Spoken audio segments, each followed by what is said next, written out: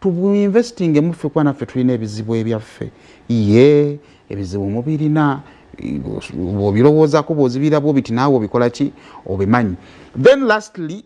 Michelle muwala wa Desire kensinza okwagalamu Michelle tamanyi Luganda ate ekisinga obulungi nti abasinga okukola olugambo mu Uganda balukola mu Luganda. Kati kitegeeza nti byonna bye mwogedde emabegako butalina kye yaawulidde yalaba emimwa gyammwe gyenyenye ne bye mwogera tabitegeera. Kati ako nno kalumamu kubanga mu weekend mwe wavudde omusajja tuli mu mbaga kati Juma Seiko ovaayo ate osaba DNA tulabanga na Kampala wano nno oli mwana okulemwa ekyo ne kikulemeera n'okivaako n'olaba kirabe. So Michelle Luganda talumanyi abawuliranga mwagala okubaako bye mugamba olugambo mutandike dukola mu Luzungu naye gwe gwabadde omukolo embaga yabadde nnungi kakati byatugenda kubanga tubikwasa Mukama Katonda tubyeyongere. Wiki badde ya love wiki baddemu ebintu nebyomukwano era in the same week mutabani wa Honorable Kyagulanyi Solomon Kampala era newe yagabidde engagement ring ate ne Kampala ate netudda mu bigambo buto manya abaana ennaku zino baatabukidde ddala. Kuba kati waliyo abantu babikanga bibiri waliyo omuntu nga walina emyaka tugambe nga 10 ng'oli oba tugambe nga 12 then waliwo omuntu gwolaba ng'alina emyaka nga 18 muba mu age difference seba wala muba weewamu awo ne waliwo abaana ababadde abateekya ddala nga bato nga tosobola kwekwasa tosobola gamba nti yali omuto nange nali muto. Kati abaana b'abayimbi naddala ba big 3 abo bonna ebyaddala baali bato oba oyagala oba tokyagala omwana wa Kamiliyoni wamulabako nga muto kubanga okumanya wamulabako nga muto n'embaga ya Kamiliyoni ogimanyi bulungi nti nno baalinnya helicopter. Kati oba walabako ku helicopter kitegeeza nti nno mutabani wa Kamiliyoni aba muto gwalabanga muto aba bebekulu bwoba emboozi yagenze ng'ogimanyi bulungi ng'osobola ginyumya okuva gye yatandikira paka gye yakoma kitegeeza nti waliwo kimanyi nti nno agenda okunoba ndowooza bebe ng'alina Alpha na Beata bokka era obamanyi nti bebaali abaana abato baalina. Kati Alpha waba mukulu ne ka video ne kavaayo ne bakwata Alpha nga Alpha alina ekiwala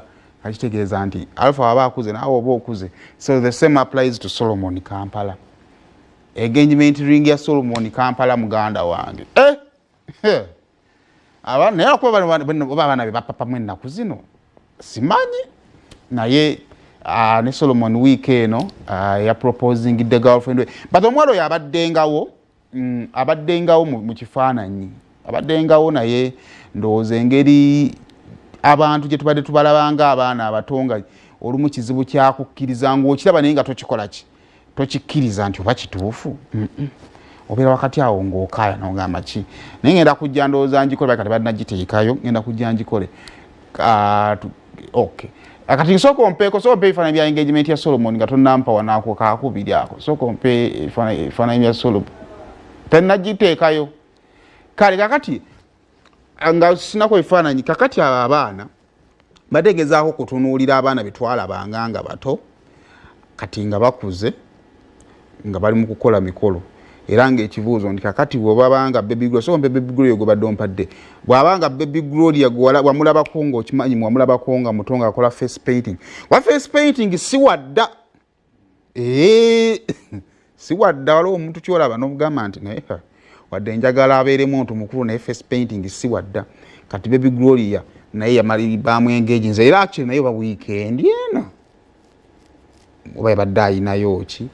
era naye embaga ye n'atera okwanjula kwe kunaatera okubanga kutuuka naye omukolo gwe gutuuse okyali ku lujja oli awo olya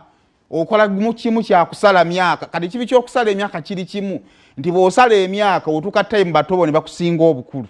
ne bajja ne bakuyitako kati wali ali awo nga walemera ku myaka 25 oli ku 25 kw'obala gy'obala abaana bagenda kujja bakuyiteko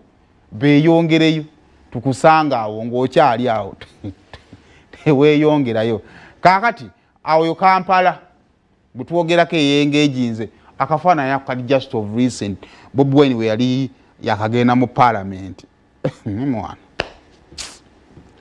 kokijukira kino kyaddondo wa jjojjoozi wano wuuyo he looks innocent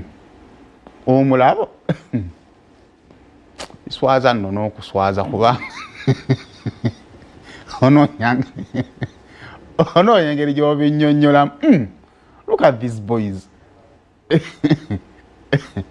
ekyo ekifaananyi kya jjojjuuzi ne bwogezaako kisindika nti kya jjojjuuzi ekitene nnyo ekifaananyi tekisukka myaka 5 ku 6 kyekisaana kimu ekyobukulembeze bw'eggwanga ekyo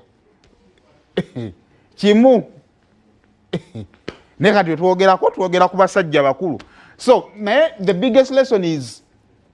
you accept and move on, n'okkiriza n'ogamba bannange kirabika nkuze kakati kanve ku level y'obwa sireeya ate neeyongereyo ngende enkola ekirala, kubanga buli woolemera awantu ogenda tanga time nga kati abantu booli nabo ate si be batuufu.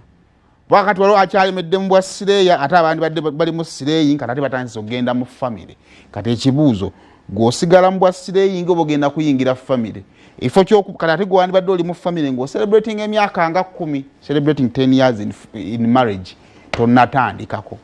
By then buli omu alina engeri gy'atambuzaamu obulamu bwe fe omulimu gwaffe kutunuzayo kugamba nti okuze. Kale awo tuveewo ebifaananyi bya Solomon bika biganye okutuuka kakati wiiki eno